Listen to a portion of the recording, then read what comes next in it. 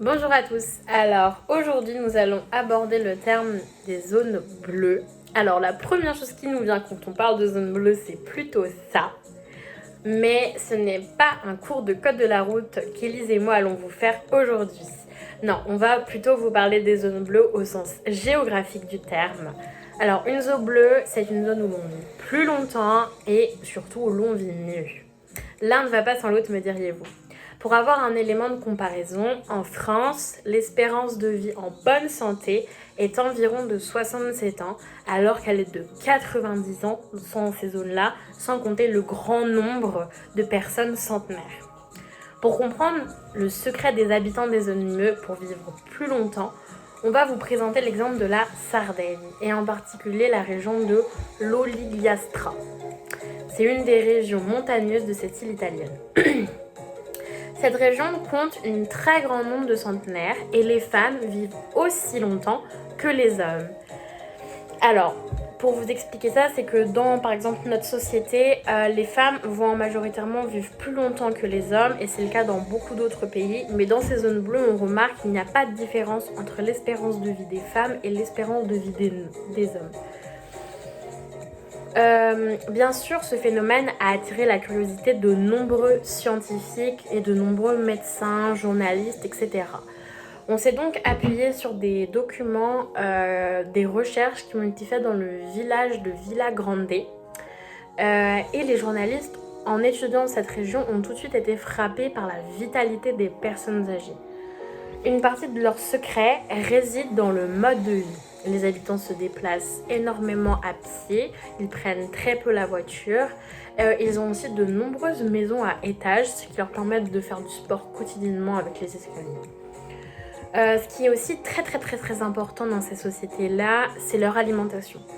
De manière assez surprenante, ils mangent de manière assez riche de la charcuterie, du fromage, mais tout est consommé en circuit court, c'est-à-dire qu'ils vont directement se fournir chez de petits producteurs et consommer des produits frais et non transformés. Parce qu'une des pauvretés aussi de l'alimentation, par exemple notre société, c'est de consommer des produits qui sont parfois trop transformés, qui vont être riches en sucre et en sel et vont perdre beaucoup de leurs vitamines au moment de leur transformation. Donc voilà, il faut bien noter que ce qui est très important pour ces populations-là, c'est l'alimentation. Et vous me direz aussi que la Sardaigne, qui se situe du coup dans le sud de l'Italie, donc dans la mer Méditerranée, a un climat plutôt favorable et propice à la culture de légumineuses qui sont aussi très consommées par les habitants. Comme on l'a vu précédemment, un des atouts réels de la longévité des Sardres, c'est donc la qualité de leur alimentation. Mais il y a aussi le fait que même si le travail est important pour eux, il ne va pas moins que la famille l'est davantage. En effet, la place de la famille et du bien-être de chacun est ce qui passe avant tout pour les habitants de l'Ogliastra. Comme d'ailleurs pour les habitants de la zone bleue en général, on va vous présenter un graphique qui compare différentes zones bleues qu'on ne va pas davantage développer dans cet exposé parce que d'autres groupes vont le faire et que nous on s'est vraiment intéressé au cas de la Sardaigne, mais on trouvait ça intéressant de vous présenter ce graphique du coup qui reprend un petit peu des points communs entre différentes zones bleues et qui insiste notamment, je vais insister sur la partie du milieu, donc du coup qui reprend vraiment les fondamentaux de ce qui fait la longévité des personnes habitant dans ces zones bleues. Donc on voit bien sûr tout en haut la famille, donc qui est une valeur très importante pour les habitants, le fait de se consacrer davantage à sa famille plutôt que d'être tout le temps dans le stress du travail, etc. Et aussi favorise aussi la longévité de ces personnes. Donc on a des personnes non fumeurs, une alimentation très riche d'origine végétale, donc peut-être des personnes qui vont manger moins de viande que dans d'autres sociétés. Donc comme on l'a dit aussi, une activité physique quotidienne, constante, qui est très présente et qui est très importante.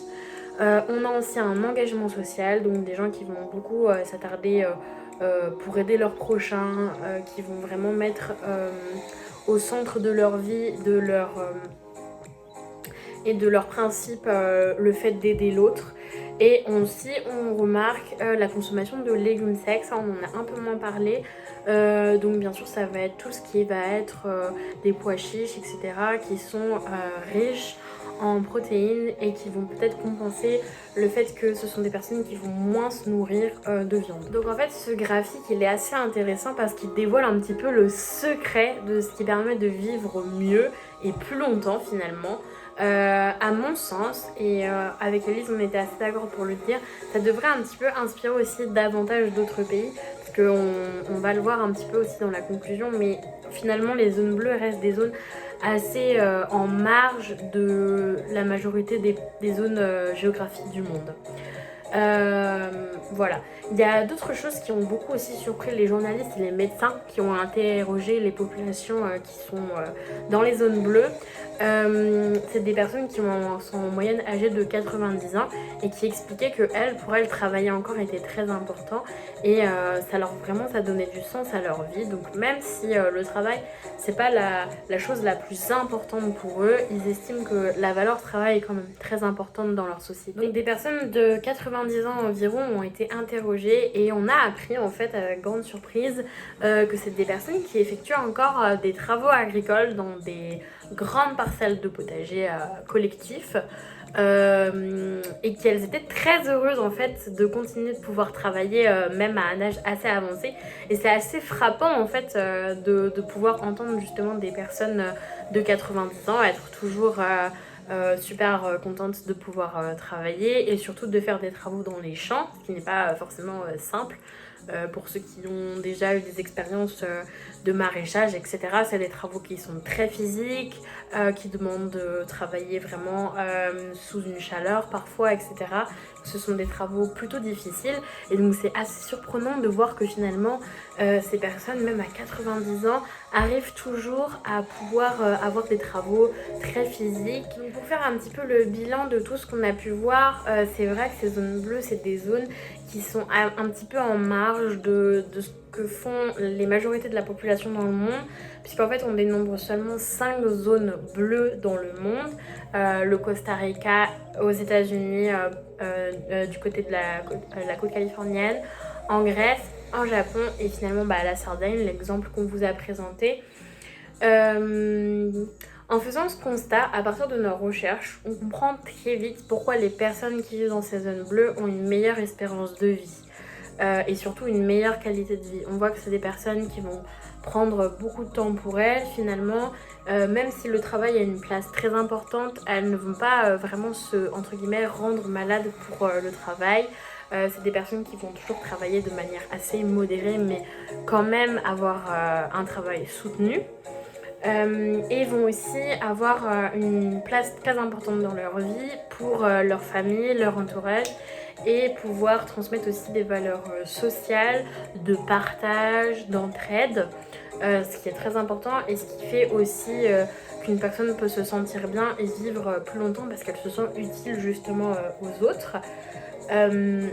Avec Elise, on a fait le constat que ce sujet est très intéressant et mérite vraiment qu'on y prête attention, notamment en France, mais c'est le cas de beaucoup d'autres pays d'Europe ou de pays très développés qui ont un petit peu oublié, qui se sont un petit peu finalement oubliés dans une course à la surproduction, à la surconsommation, à un espèce d'engrenage du capitalisme, du coup on ne retrouve pas du tout dans ces zones bleues, puisque dans ces zones on prône plutôt des valeurs de partage et d'entraide, plutôt qu'une course acharnée à la croissance économique. Et aussi on a questionné le rapport du travail et du développement durable. Donc sur la question du travail, ce qui est intéressant, surtout en ce moment avec les débats qu'on peut avoir sur l'âge de la retraite, je ne m'étendrai pas sur ces débats bien sûr, mais c'est intéressant de voir des personnes travailler jusqu'à 90 ans, être très heureuses de le faire, alors qu'on voit bien qu'en France, on a un gros problème de pénibilité des emplois qui sont très difficiles, des gens qui ne sont tout simplement pas du tout heureux au travail et qui ont l'impression de ne pas être utile à la société, et ce qui n'est pas du tout ressenti dans ces zones bleues là, donc ce serait très intéressant de pouvoir s'en inspirer.